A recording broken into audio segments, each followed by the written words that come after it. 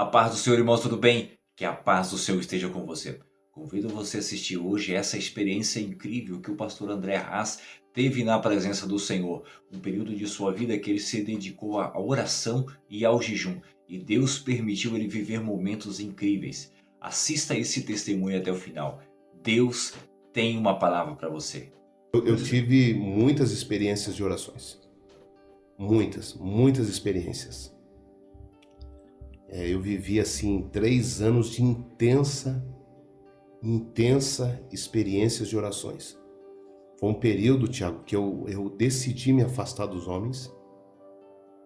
O tempo que eu dedicava com amigos, não que eu me tornei rude, mas eu vi que o tempo que eu gastava com pessoas, ligando, falando e conversando, eu poderia estar dentro do quarto falando realmente com Deus.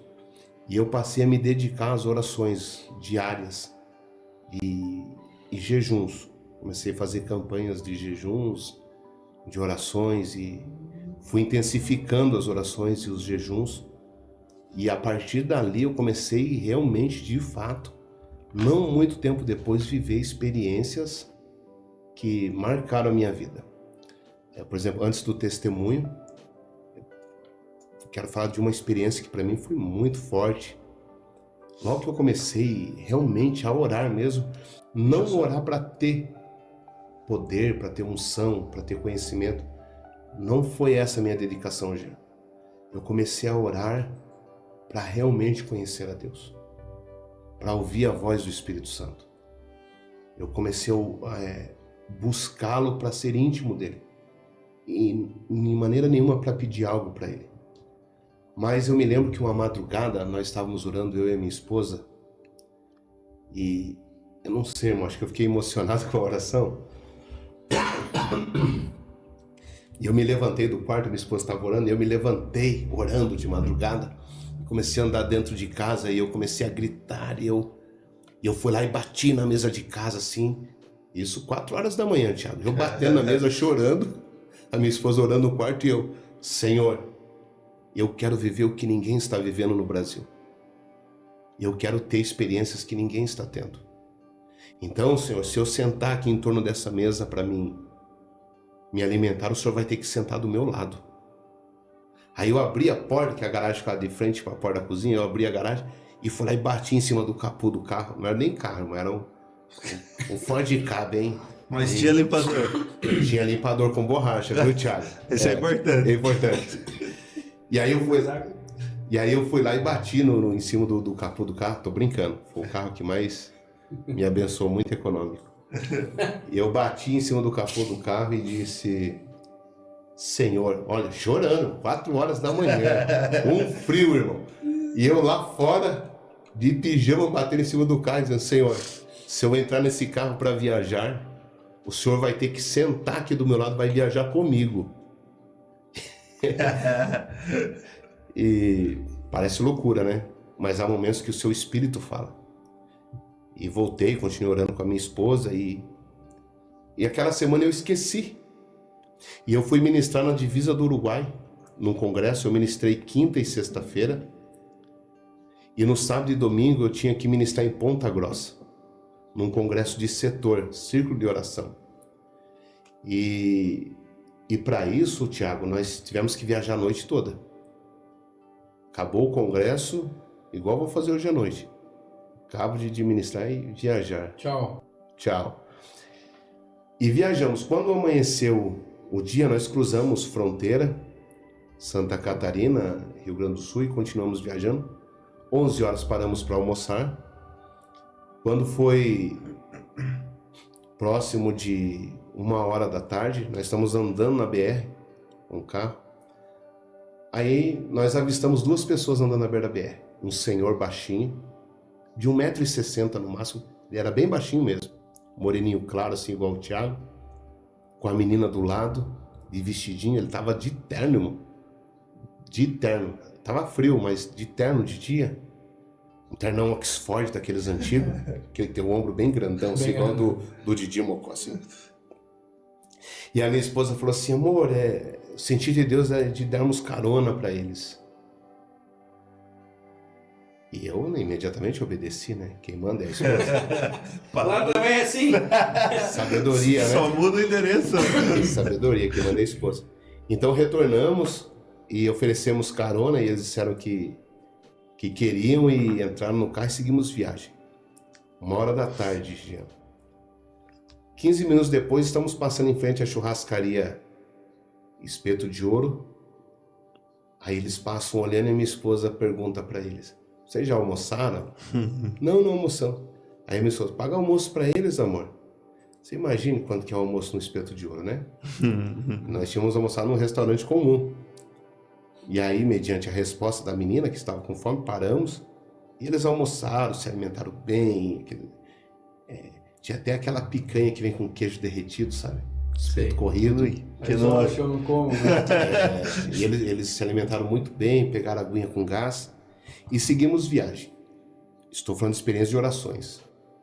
E eu passei a viver experiência de orações quando eu comecei a me aprofundar nas orações.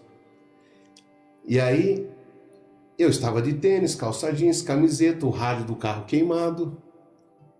Eu perguntei para o senhor está indo aonde? Ele falou assim: o senhor pode me deixar no trevo ali. É uns 20 quilômetros para frente. Eu disse: não, senhor, o senhor está indo aonde? Aí ele me disse assim, sem saber que eu era cristão, ele me disse assim: não, eu estou indo pregar num ponto de pregação da Assembleia de Deus na fazenda. Vejam só. Aí, como eu estava vestido à paisana, camiseta, calça jeans, né, não estava social, eu falei para ele assim, dando uma de João sem braço. Eu falei: o senhor é da Assembleia de Deus? Ele disse: sou. E ele fala assim: eu sou da Assembleia. Era breia mesmo. E eu falei: o senhor é pregador? Ele falou: sou pregador. Inclusive, Deus me deu uma mensagem para pregar lá. Ele arrancou um papel assim do bolso e mostrou com a mão. E estava escrito assim, Ezequiel 37, o Vale de Ossos Secos. Estava assim, escrito assim, o papelzinho. Ó, Deus me deu uma mensagem enquanto eu orava de madrugada. E eu falei para ele: querido, como é que esse negócio de orar e Deus fala? Como é que é isso? Dando uma de João sem braço, você vê como que... Buscando uma experiência, né? Uma resposta, talvez, de Deus. E ele falou assim: ó, o senhor não vai entender muito porque o senhor não é crente, mas é assim, ó, eu faço campanha de jejum e oro e Deus me dá uma mensagem. E aí eu falei: mas como é que é esse negócio do jejum dos crentes? Aí ele olhou para mim assim no outro, e falou assim: é assim, senhor, eu começo um propósito meia-noite e eu vou até às 6 horas da tarde do outro dia. Eu falei: tá, bacana, mas em quantos dias o senhor faz essas campanhas? Ah, depende do propósito, mas a última que eu entreguei ontem duraram 21 dias. Meu Deus. Aí, ele sem saber que eu era um cristão, um crente, eu falei: mas quando ele mostrou o papelzinho para mim, Jean, eu vi que a mão dele estava cheia de calo. E aí eu perguntei para ele: viu, mas a sua mão está cheia de calo. Quando o senhor jejua, o senhor trabalha? Tiago, ele deu um tapa no peito e falou assim: rapaz, é a safra do feijão. Eu arranco 10 tarefas por dia. Meu Deus do céu. E eu falei para ele: o senhor está brincando comigo. Com o senhor, em jejum, o senhor arranca feijão. E aí eu falei assim: esse congresso que o senhor está indo pregar é muito grande, né? Eu falei assim: não, é um ponto de pregação. Aí tem um casal de missionários que foram enviados para lá pela igreja, tem o caseiro da fazenda que se converteu com a esposa, as 2 filhas, e eu e a minha filha. Nós vamos estar em 8 no congresso. Aí eu disse, aí eu falei para ele assim, que era aniversário de 1 ano lá do ponto de pregação. E eu falei para ele: mas o senhor jejuou 21 dias para pregar para 8 pessoas? Que Deus estava ali no carro, irmão. Deus estava ali me ensinando, irmão. Eu falei: o senhor está 21 dias jejuando para pregar para 8 pessoas? Olha a resposta: é que o senhor não sabe. Eu sou da família mais pobre aqui da região. A minha família é tão pobre que ninguém tem um carro ainda na minha família. Mas eu garanto para o senhor que daqui a alguns anos todos esses moradores da região vão saber que tem um homem de Deus aqui que mora no meio deles. Eles vão saber que tem um homem de Deus aqui. E olha, senhor, Deus olhou para a família mais pobre aqui da região, apontou para a casa mais pobre e me escolheu no meio da pobreza e me deu um dom do Espírito Santo. E eu preciso honrar porque foi Deus que me deu o dom. Irmão, ali ele já tinha acabado comigo. Já tinha acabado comigo. Daí chegamos no trevo, eu levei ele no ponto de pregação lá em cima, no meio da fazenda, do tamanho desse estúdio, irmão, de madeira, irmão. A igrejinha tava lá, Assembleia de Deus. Tá lá. Aí deixei ele, entrei no carro, me despedi, não falei que eu era crente. Era algo particular meu, eu estava buscando algo de Deus ali. E aí minha esposa disse, eu falei, vamos amor, estamos atrasados já pro Congresso Ponta Grossa. Ela disse, não amor, não vamos não. Eu disse, como não vamos, amor? Ela disse, amor, quanto você tem na carteira? Eu disse, você tá de brincadeira, né, amor? Eu já paguei o esquema corrido lá. Acabou ali. Aí a minha esposa olhou assim, amor, desde que nós servimos a Deus, tem faltado farinha na panela? Tem faltado azeite na botija?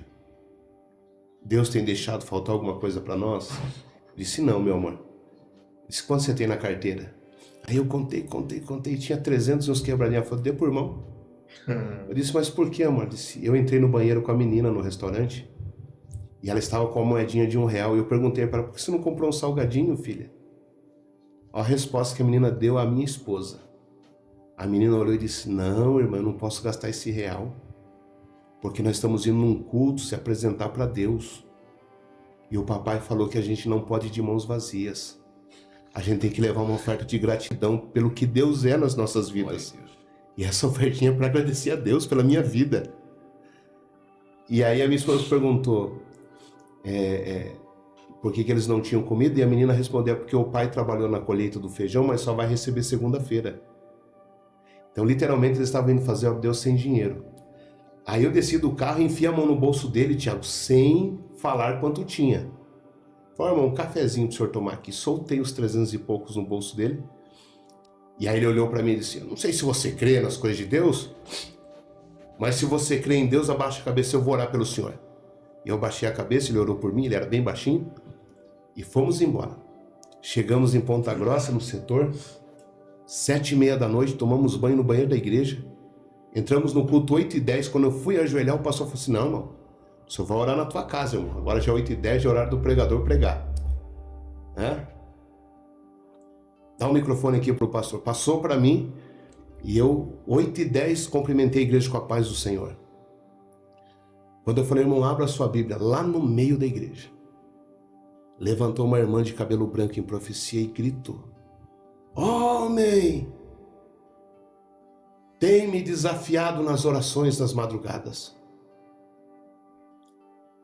Há 7 dias atrás, às 4h07 da manhã, você me desafiou dentro da tua casa e me disse, se eu sentar em torno da mesa, Senhor, o Senhor vai sentar do meu lado para comer comigo.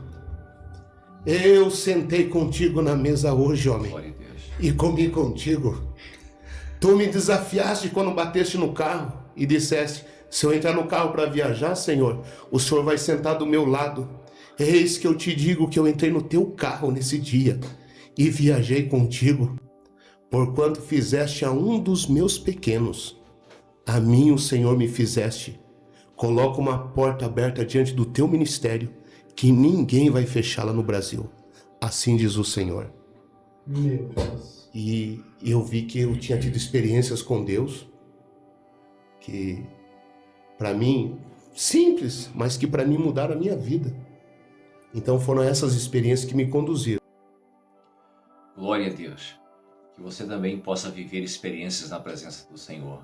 Busque o Senhor, busque a sua palavra. E o Senhor com certeza fará você viver coisas grandes na presença do Senhor. Que você possa também se inscrever no nosso canal, possa compartilhar essa mensagem e curtir para que ela possa chegar a mais pessoas. Que o Senhor Jesus te abençoe e te guarde. Deus te abençoe.